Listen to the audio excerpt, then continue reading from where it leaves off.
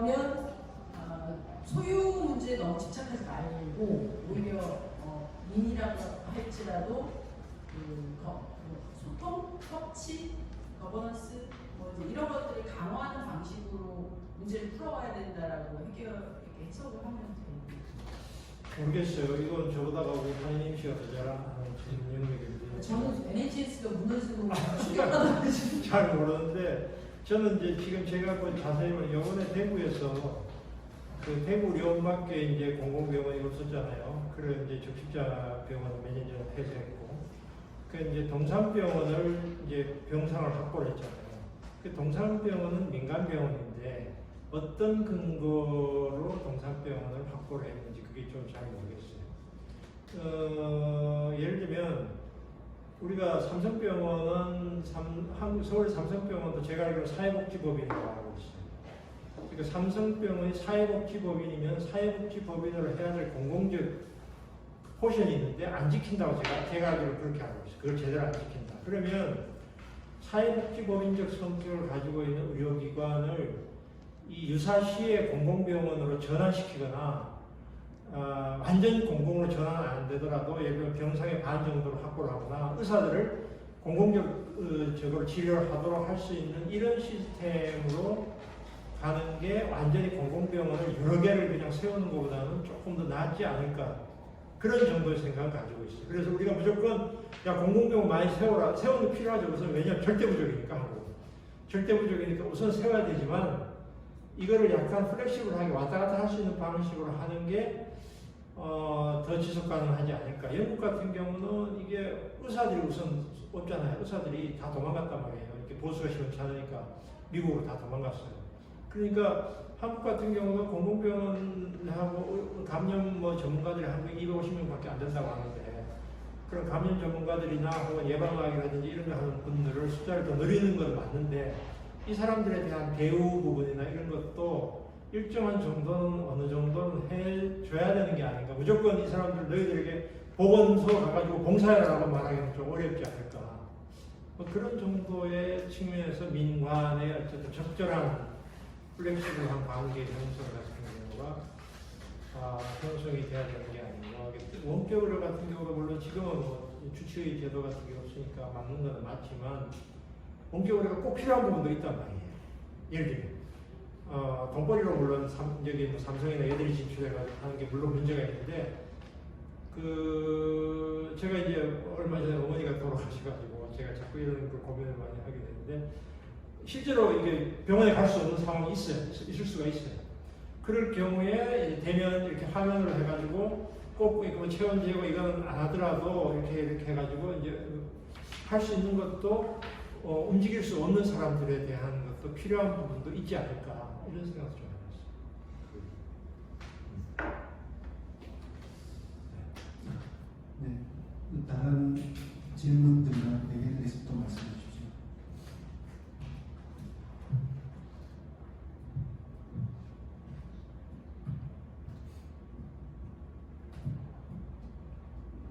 질문 없으시나요? 여러 가지 좀 이야기, 몇 가지 이야기 중에 이제 사실 주목해야 될 몇 가지들을 보면, 지금 이제 국가의 기관, 그리고 이제 또 다른 문명, 이런 이야기가 중요한 이슈가 되고 있잖아요. 그리고 또 하나는 자본주의적인 경제 방식에 대한 변화, 그리고 더 구체적으로 또 이야기하면 그 자본주의 속에서의 이제 사람들의 삶, 특히 이제 노동에 있어서 문제, 이런 것들이 큰 과제로 와 있는 것 같아요. 우리 사회에서 바라보면. 당장만 봐도 한국도 이제 4월 한 달 동안 한 46만 명 정도의 사람들이 노동시장에서 젊은이가 그냥 줄었다라고 생각하거든요. 미국 같은 경우는 4월 한 달 동안 2천만 명이 넘는 사람들이 일자리를 잃었다라고 이야기하고 있는 사람이잖아요.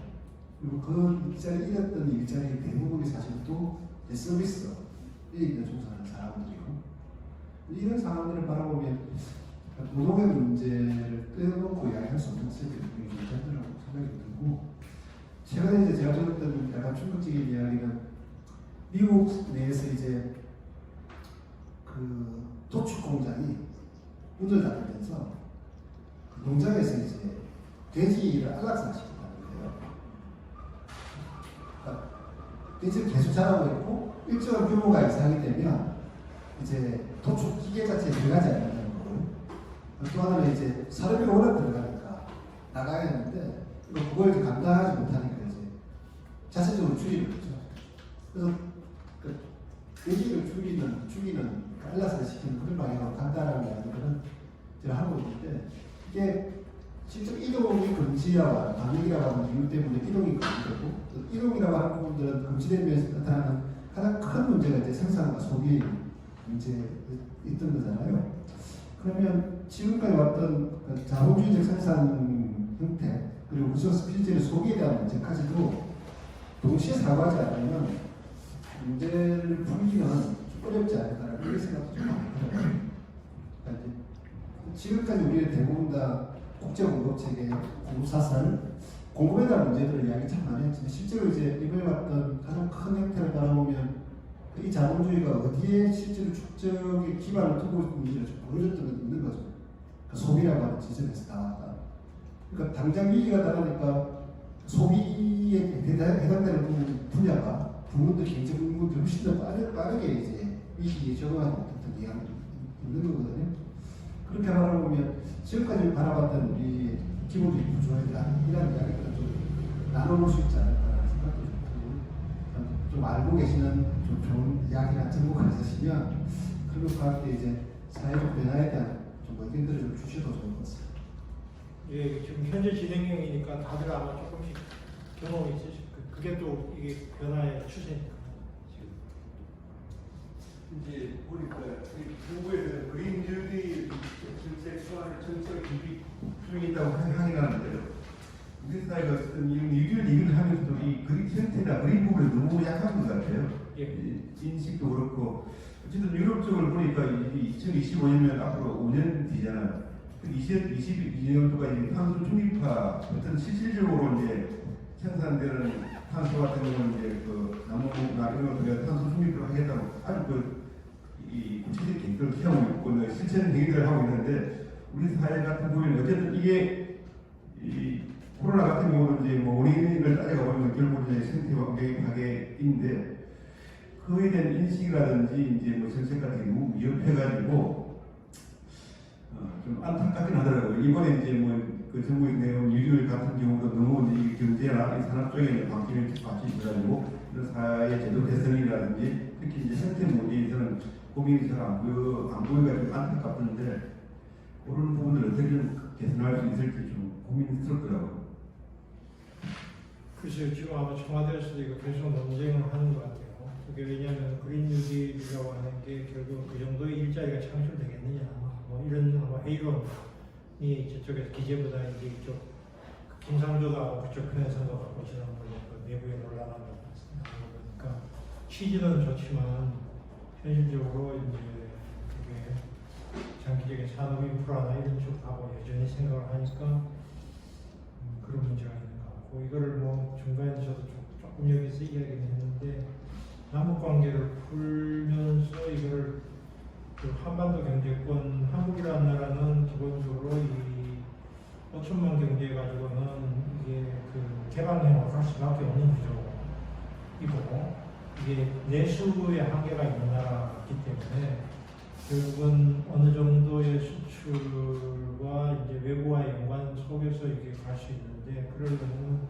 1차적으로는 어쨌든 북한을 뚫어야 되는 게 좀 필요한 일인 것 같고, 그 다음에 뭐 인프라도 친환경적인 여러 가지 인프라 구축 문제인데, 그게 이제 뭐 철도 같은 거나 이런 거를 훨씬 더 많이 깐다든지 이런 방법도 있을 수 있는데, 그게 오늘 또 자동차 산업하고 이해관계가 충돌하는 부분도 있고, 그래서 모르겠습니다. 또 그쪽에 이쪽 분야의 산업에서는 한국이 그렇게 경쟁력이 높은 것 같지도 않고, 패널 같은 경우는 태양 패널 같은 경우도 지금 중국이 뭐 엄청나게 이미 최첨단으로 중국이 이미 가는 경우도 있고 해가지고, 한국이 이쪽에서 소위 말해서 녹색 산업이라고 하는 부분에서 어느 정도의 경쟁력을 가지고 있는지는 잘 모르겠어요. 그런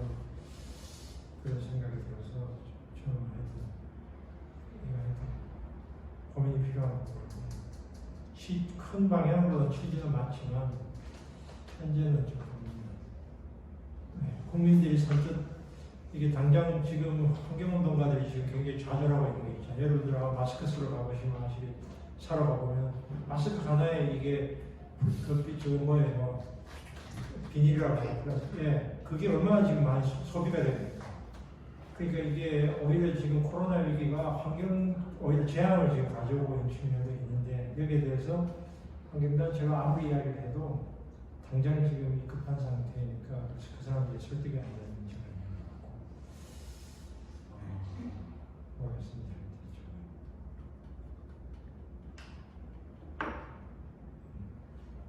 저도 궁금한 게 하나 있어요. 사실 이쪽은 그 세계화 이런 거 잘 모르긴 하는데 그냥 궁금한 게 사회가 될지는 모르겠는데 세계화하고 신자유주의가 사실은 이제 같이 가고 있는데요. 실제로 좀 분리해서 봐야 될 필요도 있다고 생각을 하거든요. 예를 들면 이제 앞으로 세계화가 만약 후퇴할 것이냐라는 전망을 했을 때 예를 들면 생산력 측면에서 봤을 때는 세계화를 그 카테고리에 들어가 있는 기업들은 그렇지 않은 기업에 비해서 굉장히 그 생산력에서 우위를 가질 수밖에 없는 구조를 갖고 있는데요. 예를 들면 우리가 지금은 이제 막 이렇게 코로나가 막 확산되고 있으니까 세계화가 이제 주춤하는 것 같지만 실제로 좀 안정되고 난 다음에 우리가 이제 어떤 물건을 생산할 때 로컬에 기반해가지고 생산하는 기업이 하나의 물건을 100원에 만든다면 그 세계화에 기반한 이 순환고리에 들어가 있는 기업들은 50원에 생산할 수 있다는 거 아니에요. 현실적으로 이게 이제 생산력과 관련된 문제인데 이거를 세계화를 후퇴시켜버리면 이 생산력의 이 상당 부분을 포기해야 되는 문제가 생기는데 그러니까 저는 단순하게 생각해서 세계화 그러니까 신자유주의가 태조할 것 아니라는 거는 약간 적시인 문제겠지만 세계화가 태조할 거라는 생각은 그렇게 잘 들지를 않거든요. 그래서 미국이 지금 화웨이 지금 무역보복 하려고 하는 게 나온 보도에 보면 사실은 미국이 타격이 더 클 거다. 못할 거다 사실은. 이게 엄포다기고 선거용이라고 이야기하는 게 바로 그래서 그런 경우에 세계화가 추진이 되면 결국에 이건 뭐 진보적인 관점에서도 세계화를 부정하고 갈 수는 없지 않을 것이냐 이런 생각이 전 개인적으로 드는데 문제는 이제 세계화가 어떤 방향으로 추진해야 되느냐의 문제는 좀 있는 것 같은데 탈세계화를 예를 들면 제가 이게 비유가 적절한지 모르겠는데 옛날 원시시대 로컬에서 돌도끼를 들고서 사냥을 하던 부족이 있었는데 이 부족에게 어느 날 활과 화살이 들어왔단 말이에요. 그래서 사냥을 훨씬 높게 할 수 있는데 분명히 그 부족은 활과 화살을 만들 능력이 없기 때문에 외부에서 가져올 거라는 거죠. 이게 이제 좁은 의미에서는 로컬이 이제 글로벌화 되는 과정이라고 보는데 결국에 이 문제의 가장 큰 핵심은 생산력이라는 문제가 달려요. 그래서 저는 개인적으로 어떤 생각이 드냐면 이 로컬 세계화를 부정하게 되면 결국에 그것을 소비하는 사람들의 도덕성이 호소할 수밖에 없는데 예를 들면 너건 좀 비싸지만 이건 친환경적인 거야. 이건 너무 비싸지만 뭐 친노동적인 거야. 이런 물건을 사줘라고 얘기를 할 수밖에 없을 것 같은데 그게 현실적으로 얼마나 먹혀 들어갈까라는 생각이 드는 거죠. 그래서 그건 결국에 어떤 도덕이나 인류의 도덕이나 이런 거에 기반한 사회를 건설한 경험이 있었다고 생각을 하는데 그게 이제 현실에서 제대로 착착 못하고 이제 무너졌던 도덕이 아니라 경제적으로 지탱으로 가는 거죠. 예를 들어 비용이 그만큼 올라가게 되는데 우리가 예를 들면 뭐 차를 1,000만 원까지 사는 거 2,000만 원 주고 그렇게 되는 거죠. 살 수가 없는 게 그렇게. 그래서 세계화 문제는 좀 이렇게 신자유주의하고 좀 분리해서 봐야 되는 게 아닌가라는 생각이 드는데. 근데 이제 세계화라고 하는 부분들은 어떻게 해석하느냐는 지적도 있을 것 같아요. 그러니까 예를 들면 자본의 자유로운 이동 자체가 세계화고 그렇게 되면 자본의 축적을 보장해주는 형태가 될 건데 조금 전에 말씀드린 하셨던 내용들이 실제로 OECD 시대이고 예를 들긴 했지만 지금 이제 자본의 축적의 상당 핵심적인 내용은 저는 이제 시간과 공간의 문제가 떨어져 있지 않다고 말하거든요. 시간적으로 바라본다면 불균등 발전의 문제가 있고요. 공간적으로 바로 착취하는 구조가 존재하고 있는 거죠. 근데 실제로 오늘 생산력이라고 이야기했지만 그 생산력을 통해서 실제로 가져가는 축적의 형태는 골고루 돌아가지 않는다는 문제가 존재하고 저도 동일한 문제의식을 공유하는데 이제 그런 것들은 자본이라는 문제와 관련해서 정치적이고 사회적인 걸로 해결을 해야 되는 건 맞는데 이 시스템이 글로벌화돼가는 과정은 좀 다른 측면이 있다는 거죠. 그러니까 제가 제대로 이해하고 있는지 모르겠는데 그러니까 지금 만약에 베트남, 뭐 일본, 중국 해가지고 이 세계 글로벌 공급망이 있는데 물론 그런 시스템을 만들어낸 것도 자본가들이고 그걸로 통해서 이윤을 추구한 것도 자본가지만 지금 우리가 만약 글로벌 시스템을 붕괴시켰을 경우에 그러니까 이게 이제 퇴조를 했을 경우에 나타나는 아까 얘기했던 자동차 지금 1,000만 원에 사는데 1,500만 원에 사야 되는 상황이 왔을 때 사람들은 그 상황을 반길 거냐는 거죠. 그러니까 그게 정부 위에 들어서 반대합니다. 이렇게 단지 이제 필수제에 대한 생산의 문제는 좀 제기될 것 같아요. 이 긴급 위기 상황에서 이번 마스크 대란이나 방호복 대란처럼 네. 필수제는 반드시 국내에서 일정한 정도 생산해야 된다라고 하는 일종의 그런 거는 어느 정도 생기지 않을까 싶어요. 근데 이제 제가 보면 만약에 세계화 그런 형태의 세계화라고 한다면 그러니까 지금 이제 있는 국제적인 관계 자체가 좀 바뀌어야 된다고 말하고요. 왜냐하면 실제로 형태가 생산 자체가 세계화된다고 한다면 일종의 이제 글로벌 지구촌 자체의 개념을 따라가기 때문에 그럼에도 불구하고 현재 진행되는 경제적인 분석이나 경제적인 단위들은 다 올라가면 국가를 기준으로 나온다는 거죠. 그 GDP가 왜 기본적으로 되겠어요? 만약에 세계화 자체가 그런 생산력의 문제고 그것들에 대해 나타나는 비용을 줄이는 문제라고 한다면 경제적인 산출 단위도 달라져야 되겠죠. 만약에. 근데 지금은 이제 경제 산출 단위가 여전히 국가 단위로 되고 있는 거죠. 그럼 결국 이제 세계화라고 하는 부분들은 국가적 단위 조속 속에서 실제 자본의 역할을 사용하는 데 집중되고 있기 때문에 좀 다르게 있습니다. 그러니까 저도 비슷한 생각이 대안적인 얘기지만 글로벌 공급망이라는 걸 유지하는 상태에서 그 자본 축적 구조라든지 국가 간의 이런 벽이라든지 이런 것들을 새롭게 좀 만들어내는 거 이게 그게 정말 어렵지 않을까 생각이 좀 많이 드는 게 지금 최근에 이제 이 중에 하나가 프랑스와 유럽연합하고 미국하고 싸움이 있었잖아요. 그 중에 이유가 뭐냐면 백신 문제였거든요. 그 백신 개발하니까 미국에서 당장 했던 건 뭐냐면 그 회사가 뭐라고 했냐면 가장 먼저 미국에 공급하겠다고 독점적으로 공급하겠다고 이야기했어요. 실제로 있는 회사는 프랑스에 위치하고 있습니다.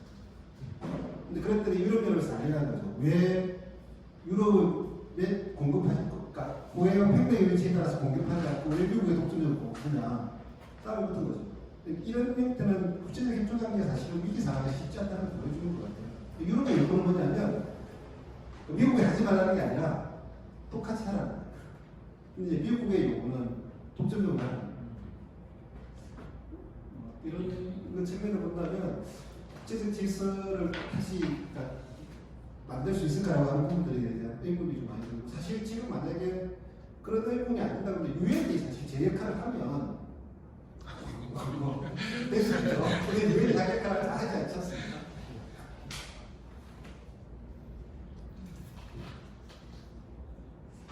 또 다른 의견, 이야기들 있을까요?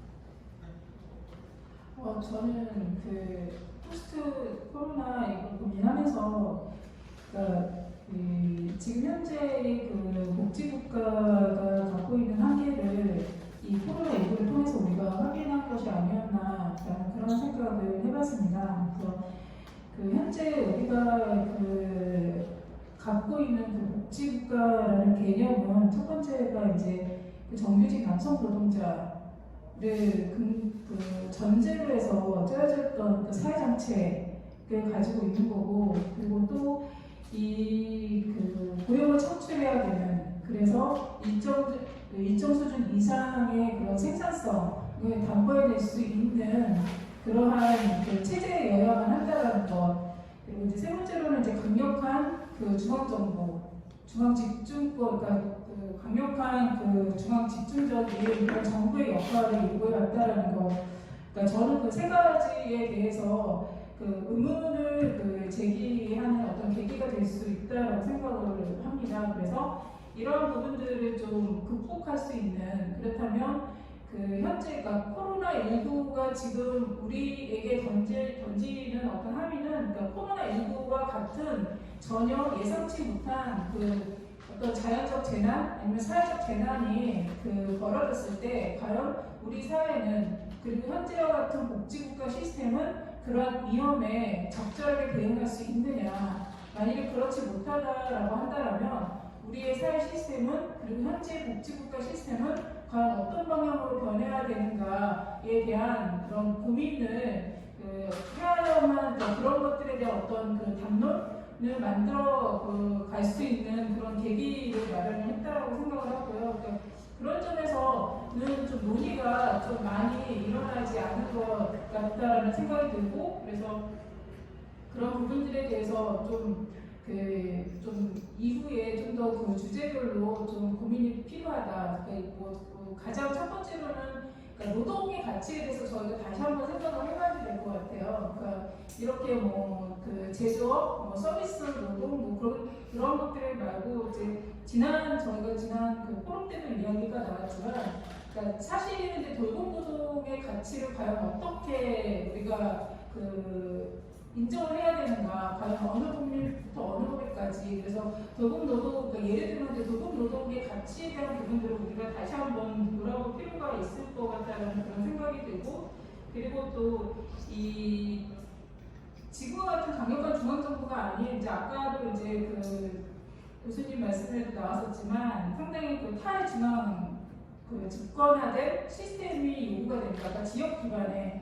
그래서 지금 이제 사실은 이제 커뮤니티 케어 같은 경우에는 그 지역 기반의 통합돌봄 체계를 지향하는 것으로 되어 있거든요, 정책적으로는. 그래서 거기에서는 단순히 그 지역 사회의 주민들이 돌봄을 받아야만 되는 대상이 아니라 스스로가, 그러니까 자조의 개념이 들어가 있어요. 그러니까 내가 누군가를 돌봐주고, 그리고 그 누군가는 또 다른 사람을 돌봐주고, 그래서 같이 협력하는 그런 시스템을 기반으로 하고 있고, 근데 그 커뮤니티 케어가 가장 실현되지 않는 게 바로 의사 집단들 때문이거든요. 그러니까 강력한 그 전문가 집단들이 그러한 지역 기반의 통합 돌봄 체계가 구축되는 데 있어서 가장 큰 걸림돌로 지금 작용을 하고 있어요, 의사나 간호사들이. 그래서 그런 부분들을 과연 어떻게 어떤 시민사회의 어떤 힘으로 통제로 그런 것들을 어떻게 이끌어낼 수 있을 것인가라든가 그런 여러 가지의 이야기도 좀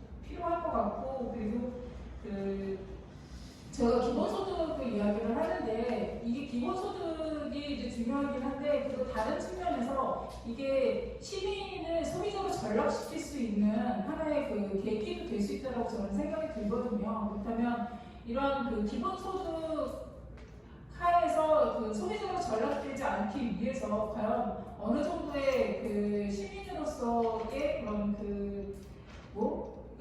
다양한 소비자로 전락되지 않기 위한 장치들을 과연 어떻게 마련할 수 있을 것인가, 그런 것들에 대한 좀 고민도 필요하지 않을까라는 그런 생각이 들었고요. 또 저는 이제 이 문제해결 방식이 여전히 저는 탑다운 방식이라고 생각을 하거든요. 그러니까 지금과 같은 예측하지 못한 사회적 위험에서 이렇게 탑다운 방식의 문제해결 방식이 과연 옳은 것인지, 사실은 탑다운도 필요하지만 바텀업 방식의 어떤 문제 해결을 위한 대단한 논의 그런 것도 필요한데, 현재는 그런 것들은 좀 보이지 않아서 좀 그런 부분들에 대한 요구 그런 것들도 필요하지 않을까, 저는 좀 그런 생각이 들었습니다.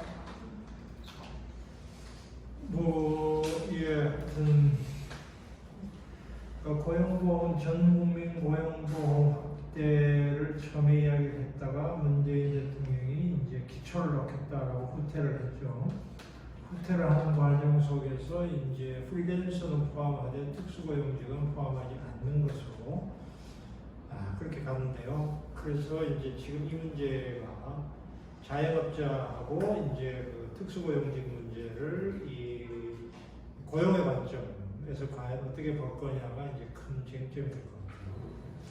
그래서 그게 이제 아까 지금 진정란 씨가 이야기했던 노동의 개념을 우리가 이제 고용을 굉장히 정상적인 것으로 보고 거기에 벗어난 것은 다 이제 준자영업, 자영업 부분들을 이제 배제해 왔는데, 실질적으로 노동의 개념을 어떻게 더 이제 안정적인 고용 피고용의 관계 외부에 있는 사람들의 본주가 훨씬 더 늘어나고 있는 상황이기 때문에 자영업의 노동 부분을 어떻게 인정할 것인가의 부분들이 굉장히 큰 쟁점이 될 수 있을 것 같아요.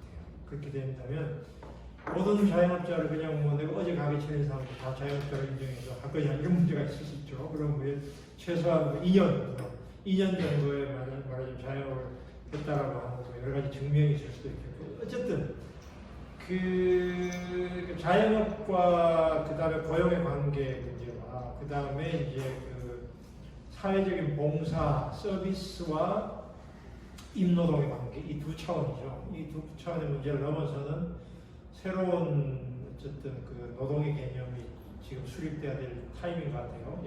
고용보험 전국민 확대에서는 이 문제 당연히 부딪힐 거라고 생각해요. 그래서 그게 뭐 이거 어려운 이야기 아니죠. 프레카리아트 문제 이야기 나온 지도 이거 한 10년 됐기 때문에 우리 사회에서도 이걸 이제 미룰 수 없는 현실인 것 같다는 생각이 되고 그래서 기본소득을 무조건 이렇게 지금 400조 정도 든다고 하는데 물론 예산도 안 되지만 그대로 시행하는 것에서도 물론 이게 여러 가지 관계가 부딪힐 것 같아요. 그런 문제예요.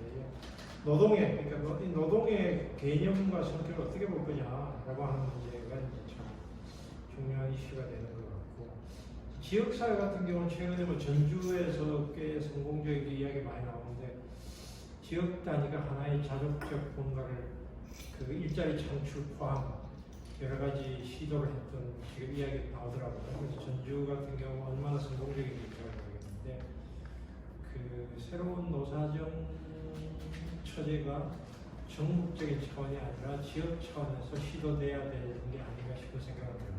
그러니까 그 정규직 그 대기업 노조 같은 경우하고 우선 그쪽에 나서야 될 것 같고 그다음에 기업 측하고 그 노사 민정 포함해도 좋은데 어쨌든 지역 차원에서 일자리 창출과 이런 부분들을 위한 그런 작업이 같이 수반이 되면서 하나의 그 로컬 모델을 하나 만들어보는 그런 실험들 같은 경우도 지금 필요한 시점인 것 같고 그렇게 본다면 이제 외환위기 때 실업극복 국민운동본부 같은 경우 생겼잖아요. 그러니까 그런 모델을 한번 검토할 필요가 있어요. 그때 이 긍정적인 측면과 부정적인 측면.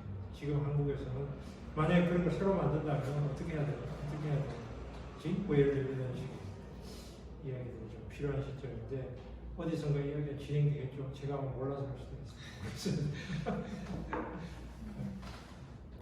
지역 내 노사민정이나 이런 다니는 많이 있습니다. 지금 이제 있는데 실질적으로 이제 힘들어 못 갖고 있는 거죠. 일주노총이 들어가 있지가 않고 아예 그리고 논의 자체도 논의에 그치는 형태가 나서 실질 힘들을 주지 못하는 게 그런 상황이고요.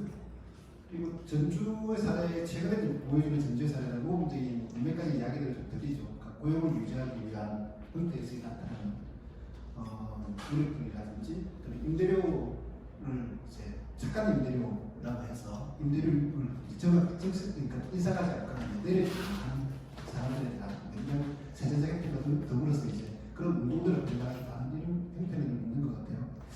그럼에도 불구하고 이제 이게 여전히 좀 문제가 되는 건 지난번에 코로나가 발생하고 전국적으로 확대되기 시기에 이제 전국 그 지방자치단체장들 협의회에서 발표한 내용들이 있습니다. 근데 가장 큰 핵심적인 내용은 뭐냐면 하고 싶다는 거예요. 모든 정책들을 다. 근데 재정적으로 하지 못한다는 거죠. 거의 중앙정부가 다 지고 있으니까. 네.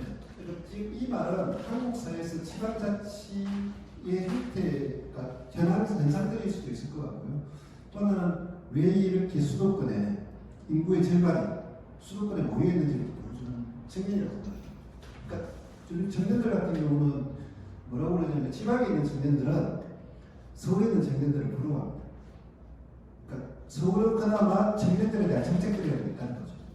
근데 지방에 있는 청년들은 그런 혜택조차도 없다는 거예요. 그러니까 일자리도 없을 뿐만 아니라 이게 지금 이제 우리 한국의 상황이라고 저는 생각이 들어요. 그러니까 만약에 아까 이제 그 지역 부분, 지역 커뮤니티라고 이야기했는데 지역 커뮤니티가 하나의 예로 울산시의 보건소 소장을 보면요. 소장을 올 사람이 없는 거죠. 왜냐하면 급여 자체가 보장되어 있지 않을 뿐만 아니라 오게 되면 이제 살 곳이나 이런 비용들 문제가 있잖아요. 근데 그 겨우 이제 데리고 온 게 어떤 거였냐면 그 아파트를 이제 무료로 준다는 전제하에 이 데려왔다고 하는 이야기가 있어요. 경상남도에서 홍준표 지사가 도지사를 하고 있을 때 진주시에 있던 국립병원을 꼽혔지 않습니까? 의료원 자체를. 근데 의료원이 없을 때 그 내용이 뭐였냐면 적자였어요, 적자. 근데 실제로 이제 이 말은 경상도에 있는 모든 병원이 적자는 아니었을 거예요. 근데 이게 한편으로 말하면 공공의료가 가지고 있는 지점들이 있습니다. 그러니까 제가 알아보는 공공의료가 정착되려고 하면 의사를 키우는 아니부터 공적인 체계로 바뀌어야 된다. 사회적인 서비스, 공공 서비스와 관련된 거, 공공과 관련된 내용들을 국가나 정부나 혹은 공공적인 단체가 기를 수 있는 형태여야 된다는 거죠. 근데 이제 다 모든 부담들은 사적으로 치게 만들고 나중에 와서 공적 책임을 다 누가 하겠어요, 사실. 안 하는 거죠. 근데 그런 체계에 대한 전문적인 국민의 전환들이 필요하다고 생각이 듭니다. 그러니까 어려운 부분들이 있었죠. 그리고 이제 아까 사회 서비스와 관련한 혹은 사회 서비스이자 혹은 이제 그림자 노동, 돌봄 노동이죠. 그림자 노동들에 대한 이야기들도 하긴 했는데 그런 부분도 마찬가지라고 생각해요. 그림자 노동이 돌봄 노동만 있는 건 아니잖아요. 지금 이제 그림자 노동이 되게 많이 확대되어 있는 건데 우리 스스로 일상적으로 그림자 노동을 하고 있고요. 이게 자본주의 측면에서 바라보면 비용을 되게 줄이고 오히려 이제 증가시키는 거죠. 소비자들한테 증가시키는 노동이 자체도 그림자 노동이라고 할 수 있는 거죠. 그런 형태가 진행되고 있는데 우리의 근본적인 던질 문제 질문들은 좀 그런 거라고 생각이 들어요. 자본주의 시스템이 만들어내고 있는 기본적으로 인노동 관계에 대한 근본적인 전환에 대한 고민들은 없을까? 아까 교수님도 이제 그 노동에 대한 인식이 바뀌어야 된다고 이야기했는데 우리는 지금까지 복지체계 김정란 선생님도 이야기했는데 현재 복지국가 체계 자체가 노동 근로에 기반한 고용에 기반한 거라고 이야기했는데 사실 엄밀히 말하면 인노동에 기반한 거죠. 노동에 기반한 게 아니라 저는 노동에 대한 기반으로 바뀐다고 한다면 인노동이 아니라 노동에 대한 기반으로 바뀐다고 한다면 최근에 논의되고 있는 전 국민 고용노동에 상당히 진진된 논의라고 생각합니다.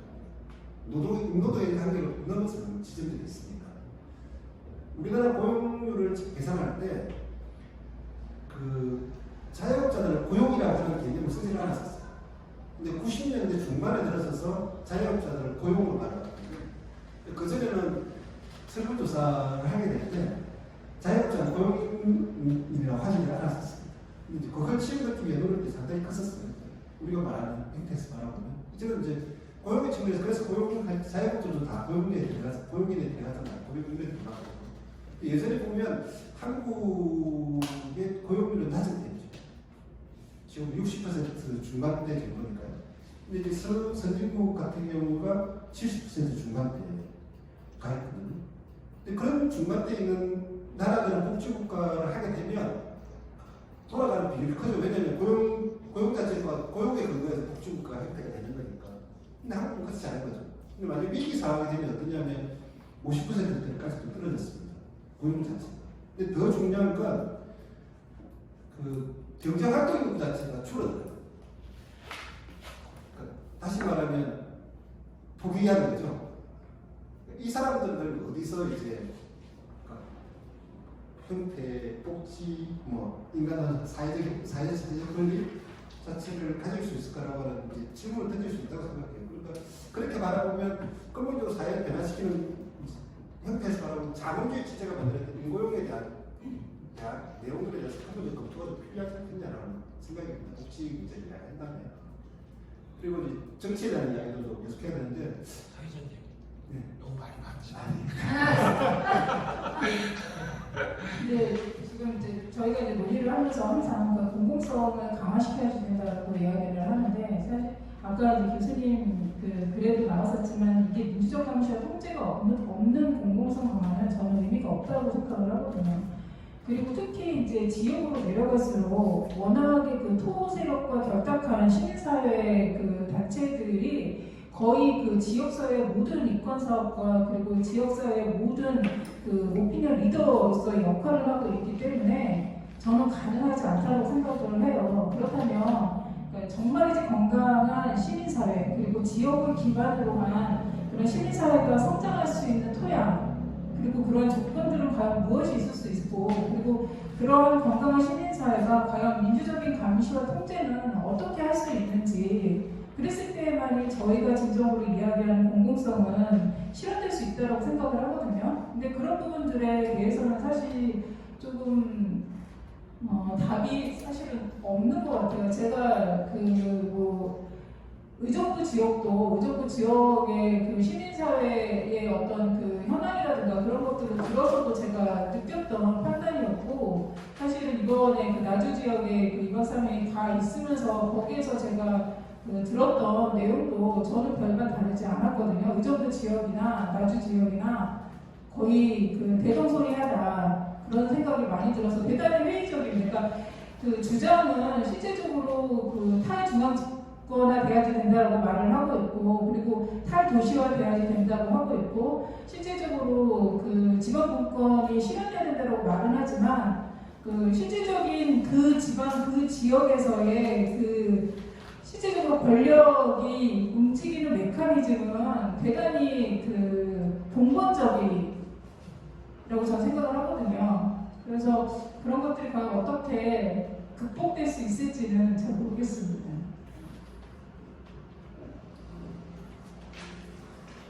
다른 선생님들도 질문 있으시거나 의견 있으면 말씀해 주십시오.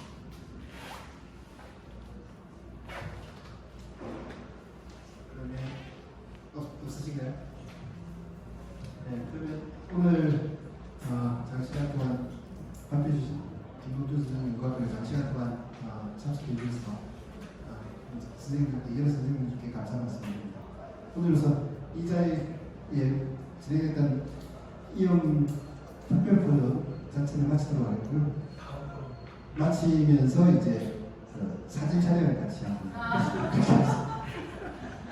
지난번에 찍었잖아. 맨날 찍고 못생긴 사람 켜서 사진 찍게 남는 거 없던 거 같아요. 못생긴 사람 자꾸 나오는 거.